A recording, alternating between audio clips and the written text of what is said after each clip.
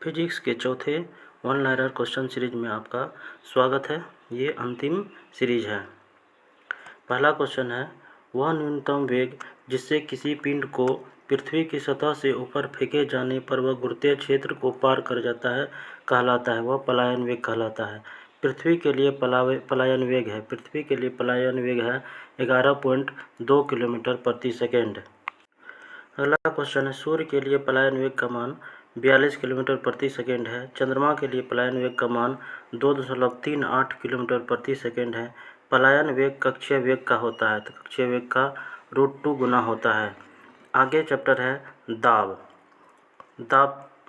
किसी वस्तु के एकांक क्षेत्रफल पर लगने वाला बल दाब कहलाता है। दाब का एसआई मात्रक न्यूटन मीटर स्क्वायर होता है, जिसे पास्कल भी कहा जाता है। 1 पास्कल बराबर होता है 1 न्यूटन प्रति मीटर स्क्वायर के। दाब की विमा होती है, दाब की विमा mL⁻⁻1 T⁻⁻2 होता है। दाब निर्भर करता है, दाब क्षेत्रफल पर निर्भर करता है। क्षेत्रफल कम होने पर दाब अधिक लगता है। दाब बढ़ाने पर बर्फ का गलनांक क्या हो जाता है, तो घट जाता है। आगे है, बर्फ के 2 टुकड़े को आपस में दबाने पर आपस में चिपक जाते हैं क्योंकि दाब अधिक होने पर बर्फ का गलनांक घट जाता है। द्रवों के क्वथनांक दाब बढ़ने पर क्या होता है, तो बढ़ता है। आगे है, जब एक गैस के पात्र में दबाव बढ़ाया जाता है तो उसका द्रव्यमान स्थिर रहेगा। अगला चैप्टर है वायुमंडलीय दाब। पहला क्वेश्चन है, वायुमंडलीय दाब पारे के 760 mm के बराबर ऊंचे स्तंभ द्वारा पड़ने वाला दाब के बराबर होता है। समुद्र तल पर औसत वायु दाब होता है। समुद्र तल पर औसत दाब 76 mm या 760 mm के बराबर होता है। वायुमंडलीय दाब मापा जाता है, वायुमंडलीय दाब बैरोमीटर से मापा जाता है। वायुमंडलीय दाब की इकाई होती है, वायुमंडलीय दाब की इकाई बार होती है। एक बार बराबर होता है 10⁵ न्यूटन प्रति मीटर स्क्वायर के। आगे है, पृथ्वी की सतह से ऊपर जाने पर वायुमंडलीय दाब क्या हो जाता है, तो कम हो जाता है। साबुन के बुलबुले के अंदर का दाब क्या होता है, तो वायुमंडलीय दाब से अधिक होता है। आगे है, जब किसी झील की तली से उठकर वायु का बुलबुला ऊपरी सतह पर आता है तो उसका आकार क्या होता है, तो बढ़ जाएगा। वायुयान में बैठे यात्री के फाउंटेन पेन से स्याही रिसने लगती है क्योंकि ऊपर वायु दाब कम हो जाता है। आगे है, किसी पदार्थ के इकाई आयतन में निहित द्रव्यमान कहलाता है, तो घनत्व कहलाता है। घनत्व बराबर होता है द्रव्यमान प्रति आयतन के बराबर है। आगे है, घनत्व का एसआई मात्रक है, घनत्व का एसआई मात्रक किग्रा प्रति मीटर क्यूब होता है। घनत्व का विमा होता है mL⁻⁻3।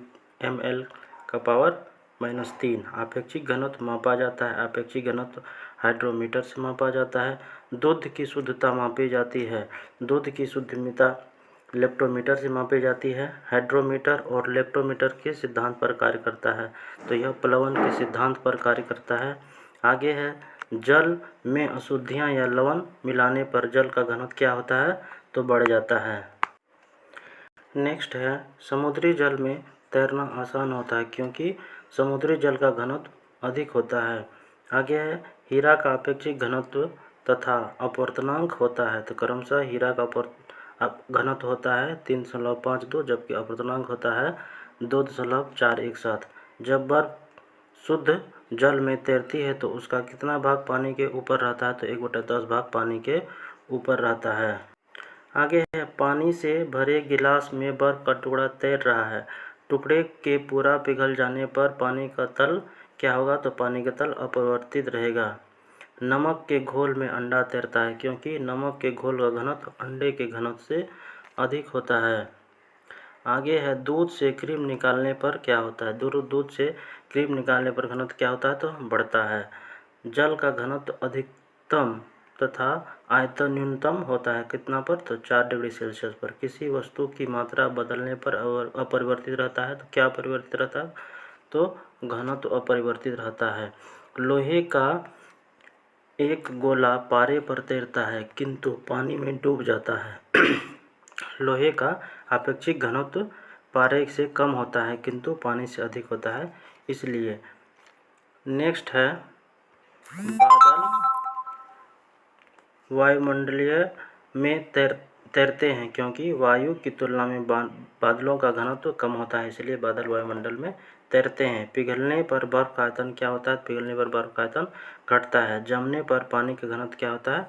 तो जमने पर पानी का घनत्व घट जाता है। जमने पर पानी का आयतन क्या होता है? तो आयतन बढ़ जाता है। ठंडे देशों में पानी के पाइपें फट जाते हैं, क्योंकि जमने पर पानी का आयतन बढ़ता है। हवा में वाष्प घनत्व कितना होता है? तो 14.4 होता है।